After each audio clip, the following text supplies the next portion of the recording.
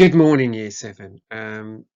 Today's lesson is on Mr. Toad. Chapter 6 in Mr. Toad is the title. You'll need a pen and your exercise book. So go and get those things if you haven't got them already. And write the title into your book and underline it, and we will continue. We have met Toad earlier on in the book. We're going to meet him in a lot more detail now. But what can you remember about Toad's character? What was he like? And if you can, write down any quotes you can remember, even if they're really short. Um, but if you can't, don't worry. I mean, you can have a look in the book. But what really, it's a memory thing. What can you remember about Toad? What do we expect him to be like? So just 5 minutes on that, please. So the first question is obviously the same as the one in the do now, but I want you to write an answer in a full sentence about what do we already know about Toad. And then this is a matter of your opinion. I want you to write a full sentence that answers this question: what do we think about Toad's behaviour? The behaviour that we've seen so far. Do you remember?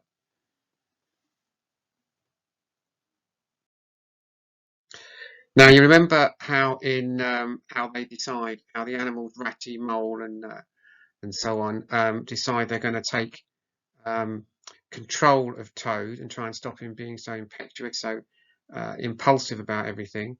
Do you remember when they kind of grab him and they more or less drag him into Toad Hall to shut him into a room? Um, So even if you don't remember that, imagine Ratty and Mole grabbing hold of Toad and dragging him dragging him into his house to lock him in a room so he doesn't go off and buy anything silly. I want you to write a piece of a little scene between Ratty, Mole, and Toad. Each character only has to say 1 or 2 lines that they might be saying in that time. You know, for example, Toad would probably be saying, "Oh no, no, I don't want to do this. I want to be out in the sunshine." Where Ratty would say, "We're only doing this for your own good, Toad. You keep wasting your money." And Mole would be saying something like, "Well, are you sure this is a good idea, Ratty? We shouldn't maybe be doing this, although he does really need to be saved from himself." Something like that. So it's just going to be 4 or 5 lines long with dialogue from Toad, Ratty, and Mole. That shouldn't take you more. That won't take you more than 5 minutes, Year 7. Okay, to persuade somebody of something is to sort of win them over to your point of view. So, and that's something you have to be able to demonstrate that technique when you get to your GCSE. So, we're going to introduce you to the way that that we teach it to you. So, when we write to persuade, we use a mnemonic, daft forest, and a mnemonic is just a thing like FBI stands for Federal Bureau of Investigation. RAF stands for Royal Air Force. It's when you take the first letter of something so that it's easy to remember. So I'm going to go on and show you what that Daft Forest mnemonic means, and you're going to copy it down. So on to the next slide.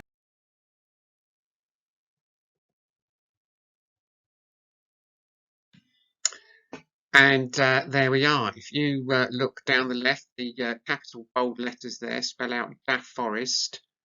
And they all stand for different techniques that we use in persuasive writing when we're writing speeches or letters that we want to persuade someone to do something, which is what you're going to do for the second part of the lesson. So I want you to copy this into your books.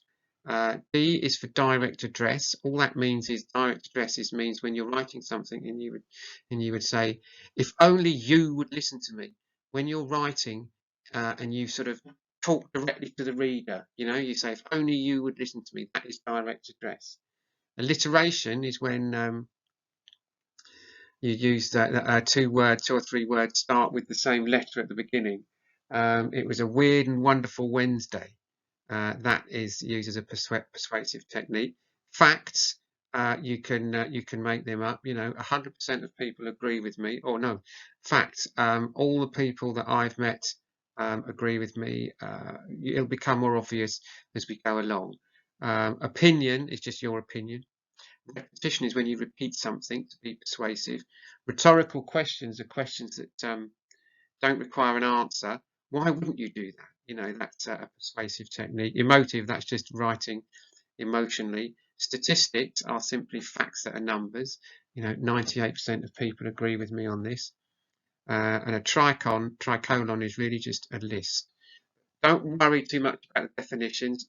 just copy that into your book for now. That'll take you 5 minutes, then on to the next slide.